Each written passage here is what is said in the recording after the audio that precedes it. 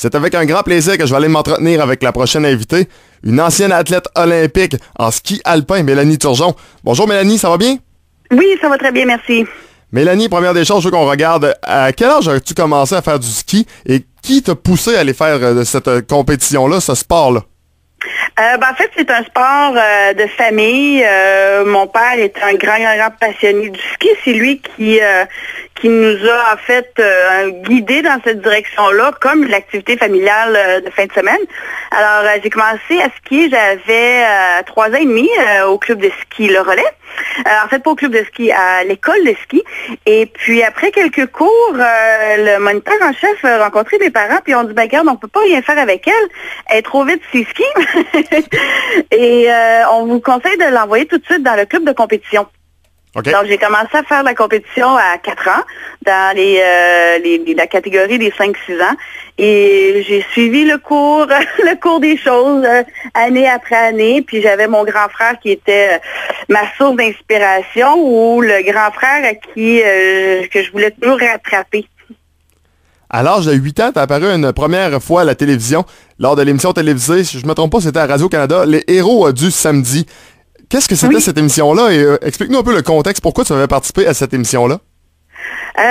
C'est un concept d'émission où il prenait, c'était dans différents sports, si je me souviens bien, donc il prenait dans différents sports c'est ça, des jeunes qui compétitionnent, leur donner, je sais pas, un peu de visibilité, voir c'était quoi. Aussi en même temps, probablement que ceux à la télévision qui regardaient d'autres jeunes de leur âge faire un type de sport, ça devait aussi les motiver à peut-être en débuter un si ça n'avait pas été déjà fait. Alors oui, c'était un peu drôle, là, les premières entrevues puis tout ça. Ça a changé depuis. En 1992, tu es devenu, pour la première fois, membre de l'équipe canadienne de ski alpin. Tu avais seulement 16 ans.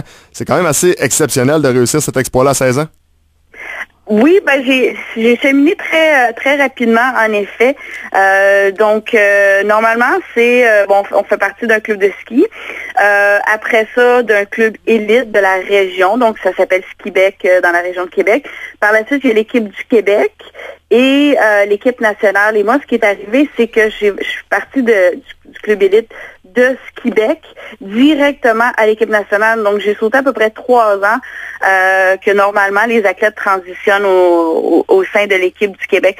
Quand je suis arrivée à l'équipe nationale, j'étais très jeune, avec des filles beaucoup plus vieilles qui n'ont pas tout à fait aimé se faire chauffer les faufounes par la petite jeune.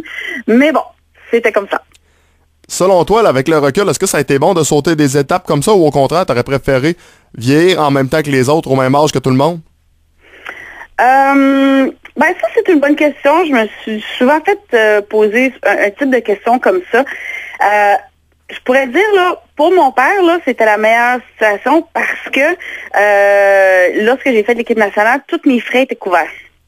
Fait que si on regarde juste financièrement, c'était comme, je pouvais pas dire non parce que bon, c'est un sport qui est quand même coûteux et puis, mais rendu à l'équipe nationale, ça m'a permis plus rapidement de découvrir un petit peu plus le monde, d'être vraiment mis au défi, d'être challengé par les plus vieilles. C'est sûr qu'à un moment donné, je me suis peut-être mis des œillères pour aller encore plus droit au but parce que justement là, j'étais un petit peu toute seule dans ma gang là, dans mon groupe d'âge et tout ça.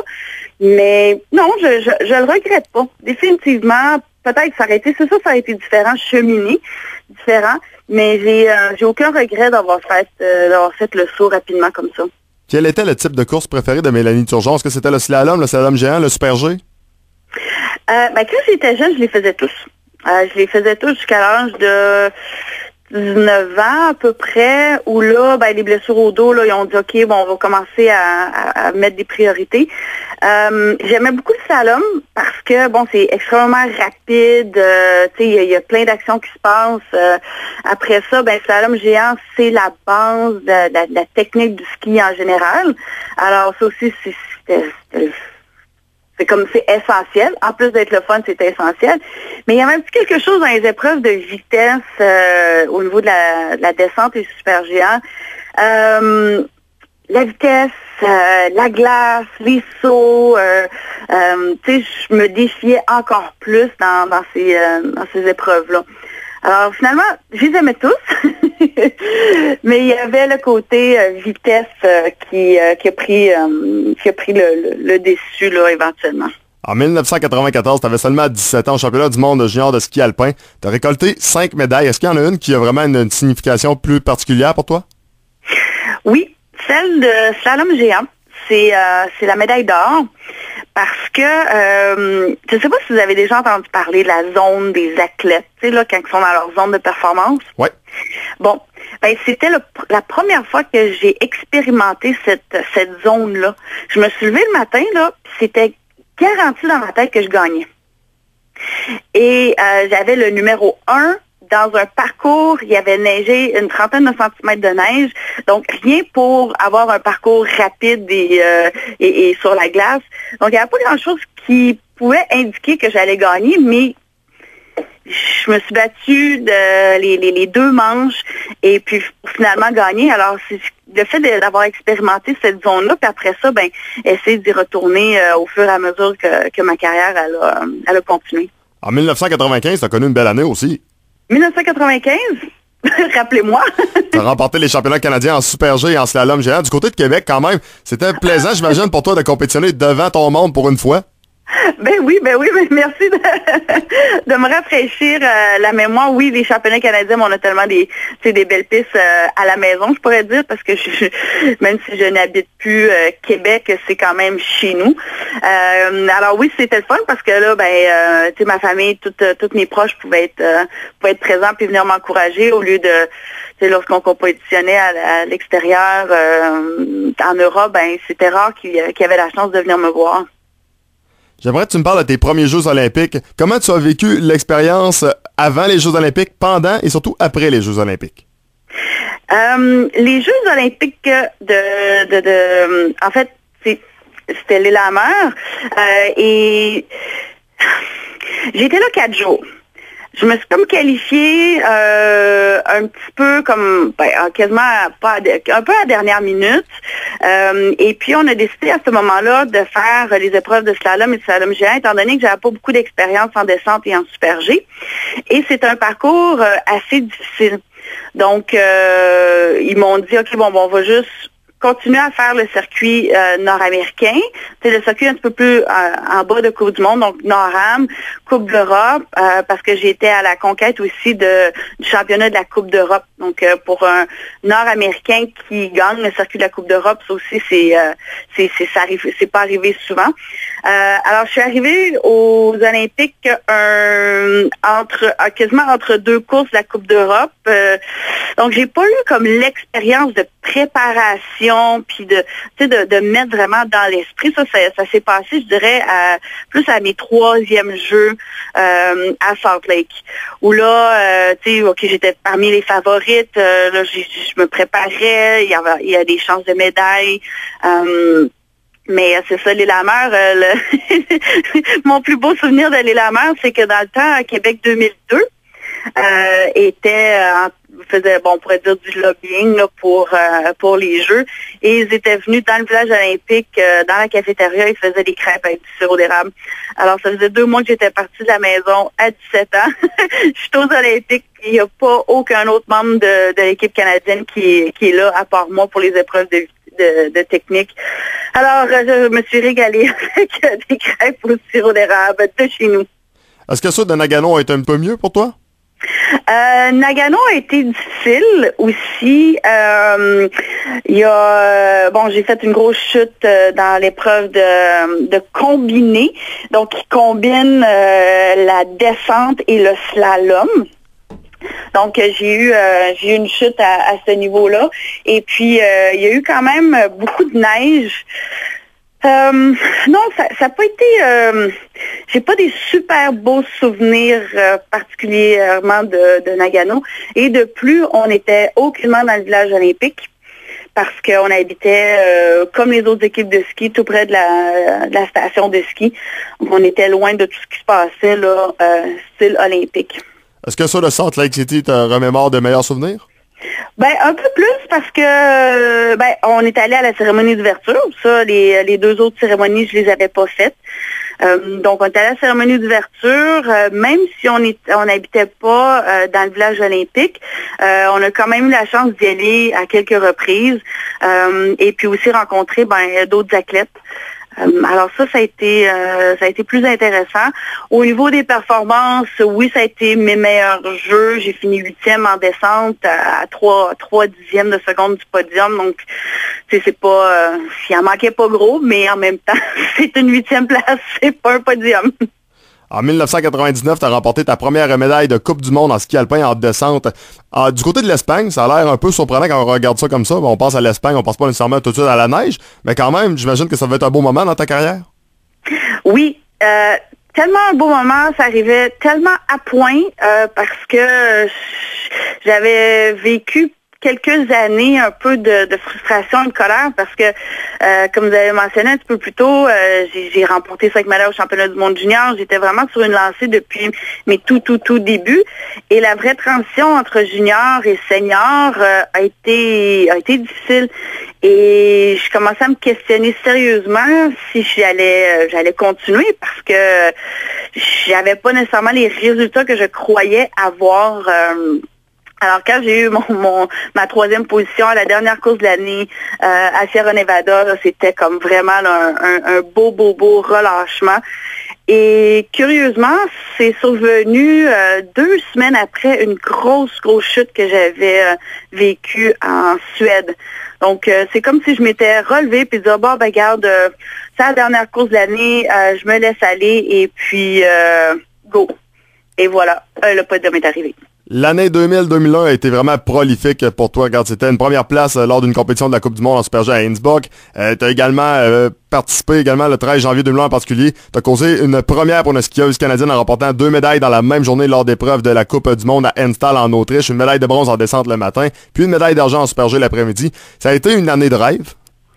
Ça a été une très belle année, oui. Oui, une très belle année. Donc, c'est comme si l'élément déclencheur de la première médaille en 99, ça a enclenché les saisons qui ont suivi, où j'ai de plus en plus cru à mon potentiel qui était toujours là, mais c'était d'avoir la confiance et d'y croire, puis après ça, aller atteindre le maximum justement de ce potentiel-là. À l'hiver 2002-2003, tu deviens championne du monde en descente au championnat du monde. Peu importe le sport, ça pourrait être des pifinottes. Quand tu deviens champion du monde, t'es champion du monde. Et j'imagine que c'est peut-être le but ultime de n'importe quel athlète. Ça fait partie un des buts ultimes, en effet, parce que, depuis que j'étais toute petite, là, mon objectif, c'était de devenir la meilleure skieuse au monde. Il y a plusieurs façons de rendre. Oui, gagner un championnat du monde en est une, gagner une médaille olympique en est une aussi. Et il y avait aussi le globe de cristal, ça, c'est le cumulatif des points de la saison dans une discipline ou toutes les disciplines confondues. Donc, à chaque compétition, on accumule des points et c'est là où la skieuse qui a été le plus constant durant toute l'année qui remporte ce globe de cristal-là. Alors ça, c'était un de mes grands objectifs. Justement, en l'année 2000, j'ai terminé 2e. Donc, tout près, mais il en manquait un petit peu. Quand on regarde ta saison 2003, après avoir connu une superbe saison 2000, 2001, 2002, 2003, ça avait quand même bien été. Mais l'année 2003, ça a été un peu, on pourrait dire, la descente aux enfers, si je peux me permettre l'expression. Je fais juste lire ça, puis ça me donne la chair de poule dans le dos. Chers auditeurs, imaginez, elle subit une chute lors d'une descente d'entraînement au Colorado. Tu te blesses alors au dos. Ta saison 2003-2004 est annulée. Tu devras subir des injections à la colonne vertébrale et profiter d'un entraînement spécialisé en biomécanique du ski au pavillon de l'éducation physique et des sports au PEPS de l'Université Laval. Parle-nous de ce moment qui, j'imagine, encore aujourd'hui, doit donner un peu des frissons dans le dos. Oui, parce que c'était une petite chute banale qui était en fait la goutte qui a fait déborder le vase, parce que oui, durant toute ma carrière, mon dos était toujours extrêmement sensible et je faisais de la physio continuellement, je faisais des exercices de renforcement, tout ça. Mais il manquait un petit quelque chose, et puis quand j'ai tombé, là, ça l'a juste comme déchiré un petit peu plus. Et heureusement, j'ai été bien guidée. J'étais à Verle au Colorado, et puis j'ai eu accès à avoir ma première injection de cortisone là-bas. Et par la suite, là, j'ai continué la réhabilitation à la maison, d'autres injections et la réhabilitation. C'est ça, c'était pas évident. J'étais dans le lit d'hôpital en préparation pour mon injection de cortisone, et puis je regardais, je savais que la première compétition de l'année de Lac-Louise débutait, c'est le même journée-là. Ça, je dirais, j'avais trouvé difficile. C'était même toutes les années que j'ai passées en compétition, j'ai peut-être manqué une compétition par-ci, par-là, mais une saison complète, oui, je l'ai trouvé très difficile. Et puis, on a travaillé fort pour revenir. J'ai été obligée d'en manquer 2 de suite. Et que ces moments-là, ils ont été beaucoup plus difficiles, oui. Est-ce que c'est l'athlète de compétition qui a fait un peu sa tête de cochon, si je peux me permettre l'expression, en disant « C'est pas vrai, je vais prendre ma retraite là-dessus, puis je vais revenir en force ». Peut-être très bien. Une partie de moi, il n'en était pas question que j'arrête là. J'avais encore d'autres objectifs à atteindre. Et ouais, je pense que c'est vraiment là, je reviens au maximum de ma force, au top où j'étais.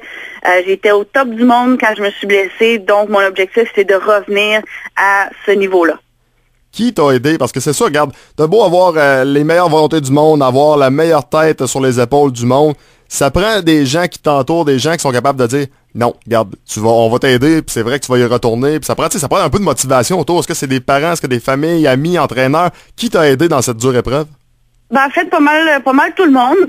C'est sûr que j'avais une grande volonté intérieure. C'est elle qui était la plus forte, là, ma motivation interne de revenir. Mais j'ai eu accès à des super bons soins de santé, des très bons physiothérapeutes, chiro, masso, acupuncteurs.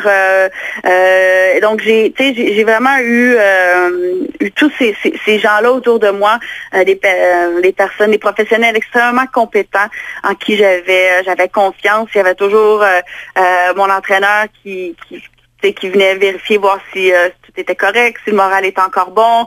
On se parlait régulièrement. Puis c'est sûr que le soutien de ma famille, mes parents, mon frère, c'était important.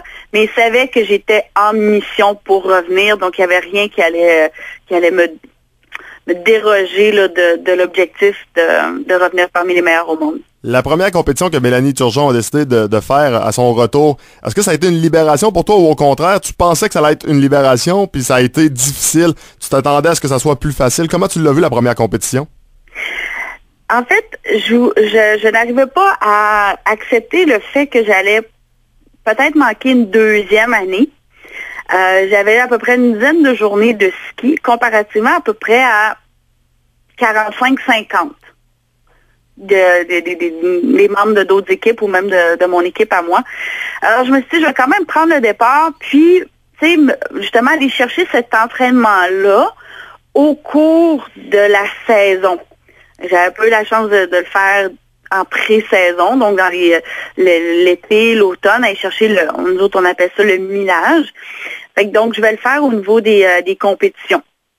Et puis, c'est ça. Donc, ma première compétition, je pense que j'ai fini 30e ou 15e, en tout cas. Et après ça, là, je finissais 45e, puis 40e. Là, j'ai dit non. Puis, j'essayais de me donner, mais il y avait toujours un peu de résistance parce que je sentais que mon dos était encore fragile. Donc, je m'empêchais d'aller au maximum, justement, pour pas défaire tout le travail que j'avais fait pendant 1 an.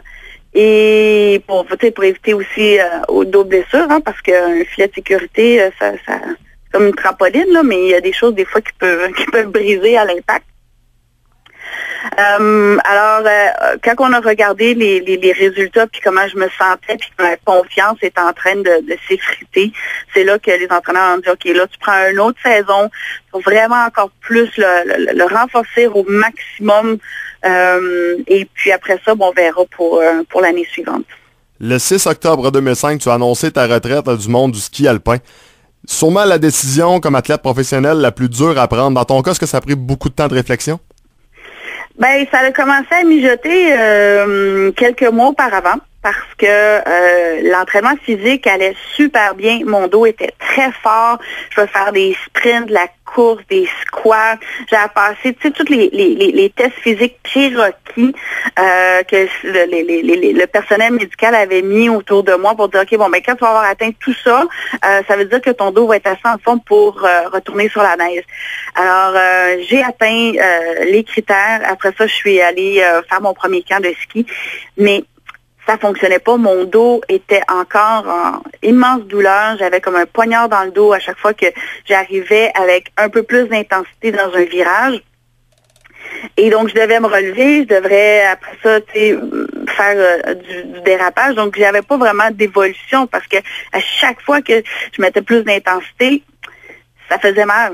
Alors là, encore là de la physio, encore, tout le même processus. Alors, la seule chose que je ne pouvais plus faire, c'était de skier à ce moment-là. Puis là, c'est là que la réflexion, c'est imposant, voulant dire, ben là, si je suis capable de faire tout, mais à part le ski, je fais quoi, là? Ouais. Je resterai pas dans le système juste pour rester dans le système. Alors, c'est là que j'ai réfléchi, je dis, bon, ben, regarde, je pense que la vie peut-être me montre des signes que c'est le temps de me retirer du ski. Non, pas comme je l'aurais voulu, c'est sûr, mais je suis rendue là. Donc, c'est un peu un genre de divorce, si on le veut. Moi, j'ai tout le temps pensé qu'un athlète de haut niveau, ça aime tellement son sport que c'est quasiment l'amour de sa vie. Je me trompe-tu en disant ça? Non, vous avez tout à fait raison. Je dirais que c'est pire qu'un divorce, c'est un deuil. C'est comme la disparition d'une partie de soi. Quand on arrive justement à cette transition-là à la retraite. On pense souvent que les athlètes professionnels, c'est des surhommes, des surfemmes, que c'est du monde qui n'ont jamais aucun problème, qui sont capables de passer au travers de tout. On a l'impression que c'est des super-héros, carrément. Là, regarde, on se cachera pas de menterie, là. C'est carrément ça. On pense vraiment que vous êtes incroyable, il n'y a rien qui peut vous empêcher de réussir, ou peu importe. Tu as vécu une dépression, c'est pas tout le monde qui est prêt à l'avouer, toi tu l'as fait. À quel moment tu l'as vécu et qu'est-ce que tu as fait pour t'en sortir? En fait, c'est les 6 premiers mois après avoir pris ma retraite, là j'étais c'est comme si j'avais poussé pendant 2 ans pour revenir de ma blessure. Et je suis comme tombée en épuisement total. Et je dormais 15-16 heures par jour. Fait qu'une longue nuit de sommeil, je faisais des siestes, j'essayais de prendre un petit peu d'air dehors parce que pour m'oxygéner, mais j'étais vraiment fatiguée, amorphe. Donc tout cet hiver-là, on pourrait dire que j'ai dormi. Et quand le printemps est arrivé, je commençais à me sentir un petit peu mieux, mais il y a quelque chose qui manquait. Puis c'est là, c'est à partir de ce moment-là où que ça a été, c'est ça, les épisodes de dépression, là, c'est comme du moment où j'ai arrêté, oui, bon, il y a eu l'épuisement qui s'est mélangé au niveau de la dépression. Et je dois dire, avec le recul et tout ça, nous autres, les athlètes, là, oui, vous avez dit, on est comme des surhommes, mais non, pas du tout. on est tous très humains, c'est juste que on est mis quotidiennement dans un environnement de grande performance. Donc, on développe des habiletés, des aptitudes dans ce niveau-là de plus grande performance. Et on est très bon à se donner des objectifs, savoir où est-ce qu'on s'en va, course après course, qu'est-ce qu'on fait, tout ça. Mais quand j'ai accroché mes skis, ben oui, je savais un petit peu qu'est-ce que je voulais faire en après-carrière. J'avais des options, des opportunités. Mais vraiment donner un nouveau sens à cette vie-là qui incluait pas la vie d'athlète à temps plein. J'avais pas abordé ce sujet-là. Et alors ce qui m'a vraiment sauvée, ben à un moment donné, ben prendre des grandes réflexions sur qu'est-ce qui se passait, commencer à me donner des petits objectifs, des petits buts pour faire un pas vers l'avant et voir plus long terme où je veux m'en aller. C'est quoi cette nouvelle vie-là? C'est quoi mes forces que j'avais comme athlète que je peux transférer, ou en fait qui m'appartiennent mais qui j'avais comme mis de côté. Alors, une grosse réflexion, se recréer une identité qui était déjà là, mais la raffiner à ce que la vie me présentait. Je vais peut-être me tromper en disant ça, mais j'ai l'impression que non. Le ski, tantôt tu le mentionnais, ça a été comme un divorce, comme un deuil, mais c'est peut-être aussi été ta voie de rédemption parce que tu es devenue entraîneuse par la suite et c'est peut-être ça aussi qui t'a aidé à t'en sortir. Peut-être. Ben, en fait, l'idée que je suis revenue au niveau d'aider le développement des jeunes, c'était a priori mon obligation personnelle à moi de contribuer au développement de mon sport qui m'a apporté beaucoup. Je pense que chaque sport apporte énormément d'apprentissage. Puis ça, je trouvais que c'était très, très, très important pour moi de le faire. Je me suis dit, j'ai vécu un paquet de hauts et de bas dans ma carrière et mon obligation, c'est d'en partager cette expérience-là, de guider les jeunes vers une saine performance en utilisant les bons points, les points positifs de leur ski, etc. À partir du mois de janvier, une nouvelle émission qui va passer du côté de Télé-Québec. Ma vie après le sport, auquel tu vas entre autres participer. Il y a plusieurs athlètes qui vont participer, mais notamment tu fais partie de la liste. Comment on t'a contacté et pourquoi tu as accepté l'invitation? Parce que tu aurais tout simplement pu dire, regarde, non, désolé, ça m'intéresse pas, ou j'ai d'autres projets. Je veux dire, regarde, je suis conférencière, je fais un paquet d'autres choses. Pourquoi tu as accepté? Ben, je trouvais que c'était intéressant d'aborder ce sujet-là. C'est pas quelque chose qui a été fait. Donc, ils ont décidé d'aborder des sujets, un peu de tout. Bon, oui, post-carrière. Il y en a qui ont parlé beaucoup de dépression, il y en a qui ont parlé des blessures après le sport. Je pense que c'est la continuité. Encore une fois, comme vous avez dit tout à l'heure, l'athlète est surhumain. Puis là, jusqu'à un moment donné, il prend sa retraite, puis là, on n'en entend plus parler. Ouais. Alors, qu'est-ce qu'il y a le côté plus humain de ces surhumains-là après, justement, le sport? Alors, je pense que c'est des sujets qui vont être super intéressants, qui vont apporter une vision différente aussi des athlètes, les rendre plus accessibles, plus humains. Alors, j'ai bien hâte de voir comment tout ça va se dérouler. Dans le cas de Mélanie Turgeon, à quoi ressemble son après-carrière? Parce que c'est pas tout le monde qui a des fois l'intelligence et aussi le temps de préparer son après-carrière. Dans ton cas, qu'est-ce que ça l'a donné? Ben, tu sais, tout le monde me dit, ben oui, ça se prépare en après-carrière. En fait, j'ai pas, il y a pas aucun athlète à date que je sais qui avait la recette magique pour préparer son après-carrière. Tu prépares une nouvelle vie que tu n'as aucune espèce d'idée c'est quoi. Tu peux être guidé, entouré, aidé, mais il y a une grande partie que tu dois faire.